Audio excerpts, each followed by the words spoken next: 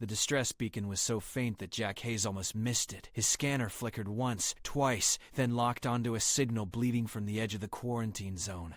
No one was supposed to be out there. The Verith exclusion boundary had been established after the war, a buffer between human and alien space that both sides agreed never to cross. Jack's fingers hovered over the comm switch. He should report this. Protocol demanded it. But something in the weakness of that signal, the way it pulsed like a dying heartbeat, made him push his scout ship forward instead. The quarantine zone was a graveyard of debris and radiation. Jack navigated through twisted metal and frozen corpses, remnants of battles fought decades ago. The beacon grew stronger. Then he saw it. A small Varath courier vessel split open like a cracked egg, venting atmosphere into the void.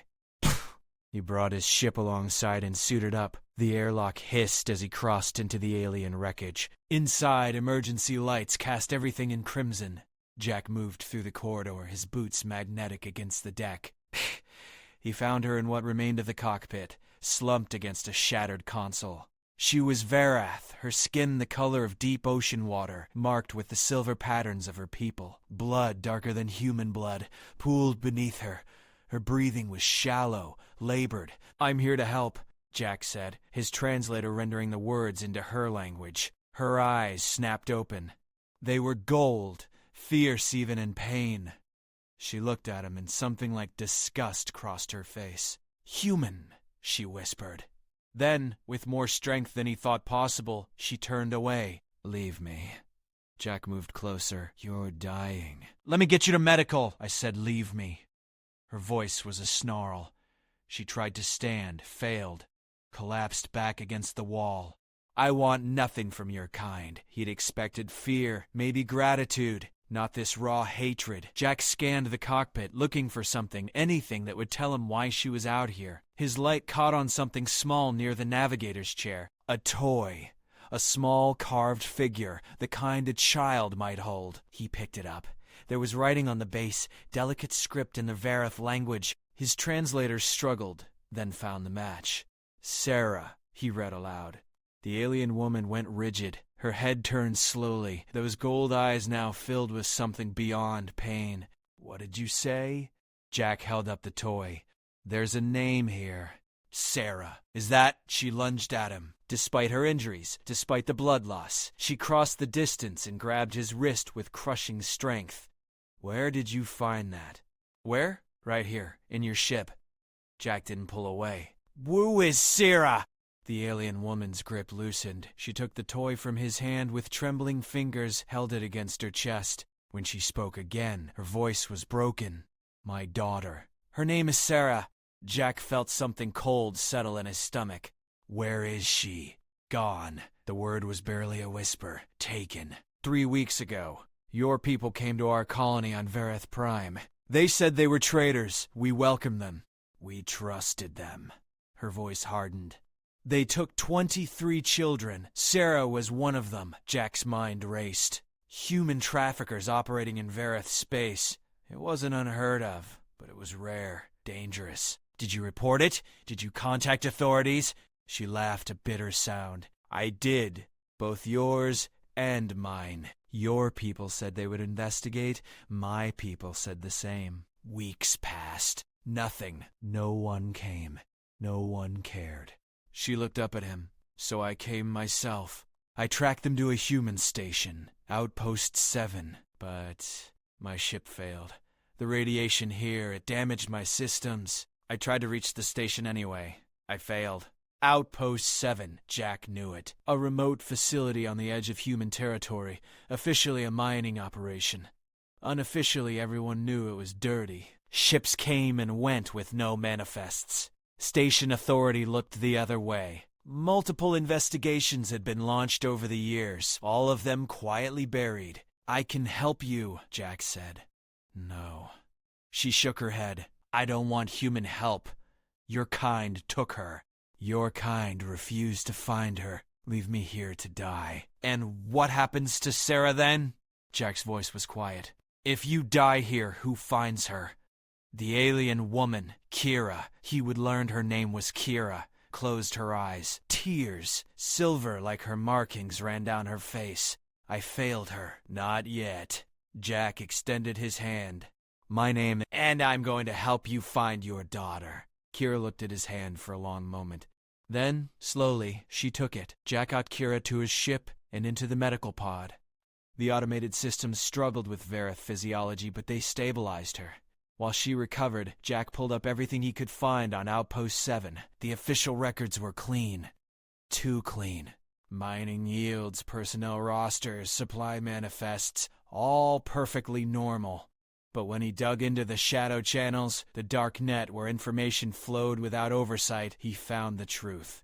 Outpost 7 was an auction house. The wealthy and powerful came there to buy things that couldn't be bought anywhere else. Rare artifacts, forbidden weapons, and sometimes people. Alien children especially. Exotic prizes for collectors who saw sentient beings as property. Jack felt sick. This was happening under human authority, with human protection. He thought about reporting it, going through proper channels, but Kira's words echoed in his mind. She had reported it. Nothing happened. The system was corrupt, compromised. If he tried to go official, Sera would disappear before anyone could act. Kira emerged from the medical pod 3 hours later. She was steady on her feet, her wounds closed, though still tender. She found Jack in the cockpit, studying navigational charts. Outpost 7 is 2 days from here, he said without looking up. But we can't just fly in. Station security will scan us. If they detect you, they'll kill me, Kira finished. She sat in the co-pilot chair. Or worse, they'll sell me too. Jack nodded. I've military clearance. Active duty rescue pilot. I can dock without raising flags, but you'll need to stay hidden. And once we're inside, I don't know yet. Jack finally looked at her. This is going to be dangerous. These people, they're not just criminals. They have power, resources. If we do this, we're going against the entire system. Kira's gold eyes held his. My daughter is in there. I would go against your entire species if I had to. Jack believed her. He also believed that maybe, just maybe, that's what it would take. They spent the next 2 days planning. Jack taught Kira the layout of human stations, the security protocols the pattern's guards followed. Kira taught Jack about Verith combat techniques, how her people moved, fought. They were from different worlds, different species, but grief and determination made them allies. As they approached Outpost 7, Jack felt his pulse quicken. The station hung in space like a steel flower, multiple arms extending from a central hub. Ships of various makes and origins docked at the outer ports. Jack guided his vessel to a military berth, transmitted his clearance codes. A moment passed, then another. Finally, the docking clamp engaged. Stay in the hidden compartment, Jack told Kira. I'll signal when it's clear. She nodded, but before she climbed into the concealed space beneath the cargo hold, she grabbed his arm. Thank you. Jack Hayes. Whatever happens, thank you for caring when no one else would. Jack didn't trust himself to speak. He just nodded. The station interior was clean, modern, nothing like the dark den of criminals Jack had imagined. People moved through corridors in business attire. Shops lined the main promenade. It looked like any other human outpost, but Jack knew better. Evil didn't always announce itself with shadows and skulls. Sometimes it wore a pleasant mask. He made his way to a cantina, ordered a drink, and listened. Station gossip flowed freely in bars. Within an hour, he had what he needed. There was an auction tonight. Private, high-value items. The kind of event that attracted the worst humanity had to offer. Jack returned to his ship and freed Kira from the compartment. Tonight. There's an auction in the station's lower levels, Section 7D. That's where they'll have her. Kira's eyes blazed. Then we go tonight. We need to be smart about this. Security will be heavy. We can't just fight our way in. Watch me. Jack grabbed her shoulders. If we fail, if they catch us, Sera stays lost forever. We do this right or we don't do it at all. Kira took a breath, forced herself to calm. What's your plan? I still have my military ID. I can access restricted areas if I have the right excuse. I'll say I'm conducting a surprise inspection. It'll buy us time, but not much. And me? Jack pulled out a maintenance uniform. You'll be my technician. Keep your head down. Let me do the talking. It was a thin plan, but it was all they had. They moved through the station as the shift changed, blending with the flow of workers. Jack's uniform and confident stride got them past the first 2 checkpoints. The third was harder. A guard, human, young but alert, stopped them. "Section 7D is off limits," he said. "No inspection scheduled." Jack pulled up his military credentials on a data pad. Surprise inspection. "Orders came down this morning. You can verify with command if you want, but they'll want to know why you delayed an active duty officer." The guard hesitated. Jack could see him weighing options, risks. Finally, he stepped aside. "Make it quick." They descended into the lower levels. The clean corporate facade disappeared. Here, the corridors were bare metal, the lighting harsh. They passed storage rooms, cargo bays, and then they heard voices. The murmur of a crowd. Jack and Kira followed the sound to a large chamber. Through a small observation window they could see inside. Rows of seats, filled with well-dressed humans and a few other species. At the front, a stage. And on that stage, in cages barely large enough to stand in, were children. Alien children of different species, different worlds, all terrified. Kira made a sound, low and dangerous. Jack saw her scanning the cages, searching. Then she went still. There, third cage from the left. Jack looked. A small Vareth child, no more than 6 or 7 in human years, sat curled in the corner of her cage. Her skin was the same deep blue as Kira's, marked with silver. Even from here, Jack could see she was crying. "Sera," Kira whispered. An auctioneer stepped onto the stage. Human, middle-aged, speaking with the casual tone of someone selling furniture. "Ladies and gentlemen, welcome tonight. We have exceptional offerings. Let's begin with Lot 7. A rare Varath juvenile female, healthy, already showing the species' characteristic intelligence." Kira moved before Jack could stop her. She hit the door with her shoulder and it burst open. The room went silent. Every head turned. Jack saw hands reaching for weapons, security moving, but Kira was already in motion. She crossed the distance to the stage in seconds. The first guard who tried to stop her went down with a crushed throat. The second took a knee to the face that shattered bone. Kira moved like water, like violence given form. She reached the cages and tore the door off Sera's enclosure with her bare hands. The child looked up, disbelieving. "Mama? I'm here, baby. I'm here." Kira pulled Sera into her arms. Then all hell broke loose. Security opened fire. Jack drew his sidearm and returned shots, hitting 2 guards. The auction guests scattered, screaming. Alarms blared. Kira shielded Sera with her body, but she was surrounded. Outnumbered, Jack fought his way to her. Together, they held a position near the cages, but more guards were coming. They were trapped. "We can't fight them all," Jack shouted over the gunfire. Kira looked at the other cages, at the other children. "Then, we don't fight them. We run." She turned to Jack. "But not without them. All of them." Jack understood immediately. He provided cover fire while Kira opened every cage. 23 children. Just as she'd said. Different species, different ages, but all stolen from their homes. They huddled together, terrified. "Stay close to us," Kira told them in multiple languages, her translator working overtime. "We're getting you out." They moved as a group, Jack and Kira forming a protective shield around the children. They fought through corridors, past security stations, leaving a trail of unconscious or wounded guards. Jack's military training and Kira's warrior instincts complemented each other perfectly. Where he was precise, she was ferocious. Where she was direct, he was tactical. They reached the docking bay, but their path was blocked. A full security team, armed with heavy weapons, stood between them and the ships. Jack's heart sank. They couldn't fight through this. Not with the children. The security chief, a hard-faced woman with cold eyes, stepped forward. "Stand down, release the merchandise, and you'll live." Merchandise. Jack felt rage burn through him. These were children. Living, breathing, sentient children, and this woman called them merchandise. "No," he said simply.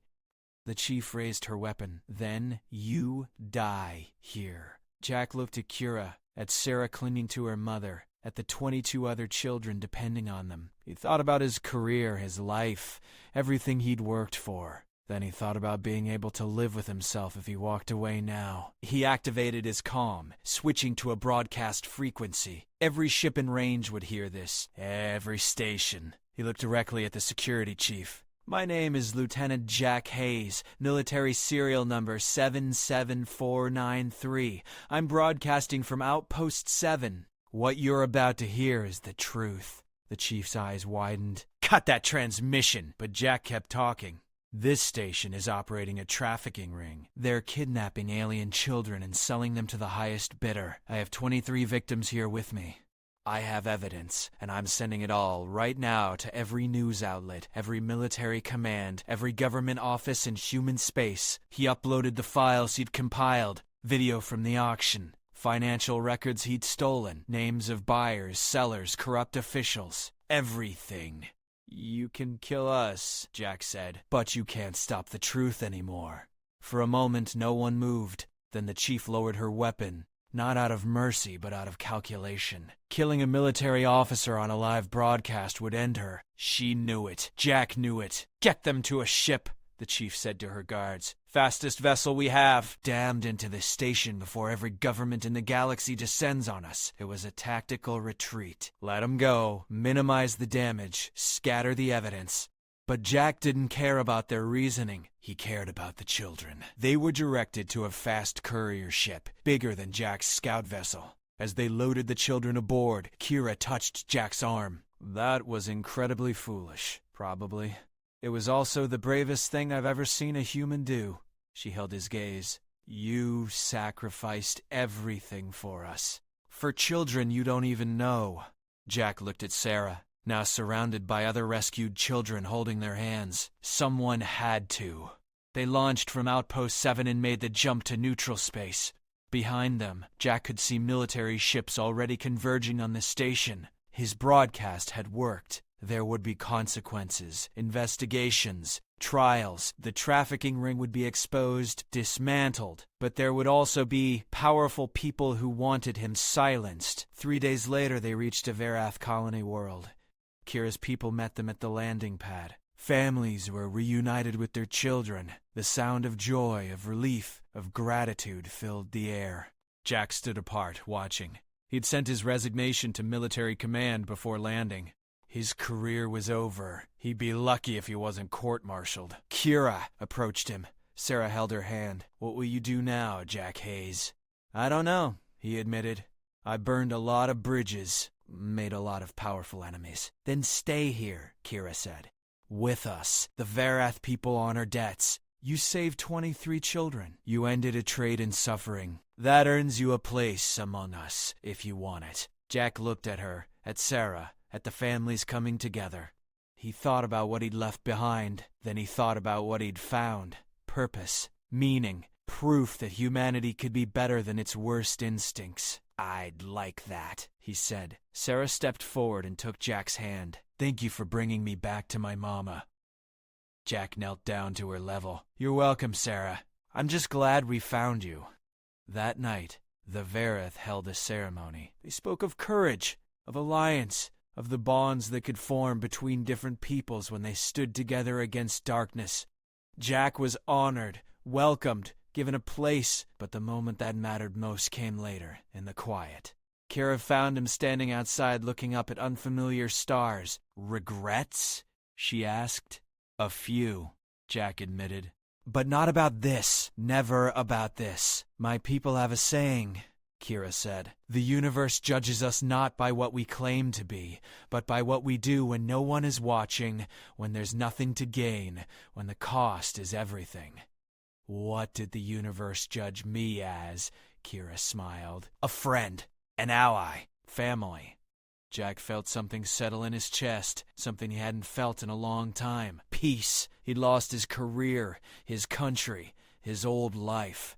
But he'd gained something more valuable, the knowledge that when it mattered, when a child's life hung in the balance, he'd done the right thing. In the days that followed, the scandal spread across human space. Outpost 7 was shut down. Arrests were made. The trafficking network was shattered. But more than that, something shifted. The Varath and humans began talking again, really talking, building trust that had been broken by greed and corruption. And at the center of it all was a simple truth. One human who chose to care, one mother who refused to give up, and 23 children who got to go home. Jack settled into his new life among the Varath. He taught them human tactics, helped train their security forces to prevent future kidnappings. Kira became his partner in this work, and then slowly something more. Sera called him Uncle Jack, and that was enough. Sometimes, late at night, Jack thought about that moment in the wrecked ship when Kira had turned away and told him to leave. He thought about how close he'd come to listening, to following protocol, to walking away. And he was grateful. Grateful for a child's toy, for a name spoken aloud, for the moment everything changed.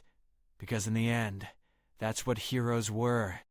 Not perfect people, not fearless warriors, just ordinary souls who, when faced with injustice, said no. Who, when a child needed saving, didn't calculate the cost. Who proved that humanity, for all its flaws, could still produce people who would stand in the darkness and light a flame. Jack Hayes had been one of those people, and though the stars had changed, though his life had transformed in ways he never imagined, he would make that choice again. Every single time. Because some things mattered more than orders, more than careers, more than safety. Some things were worth everything. And a child's life, a mother's love, the chance to be better than the worst of your species, those things were worth the universe.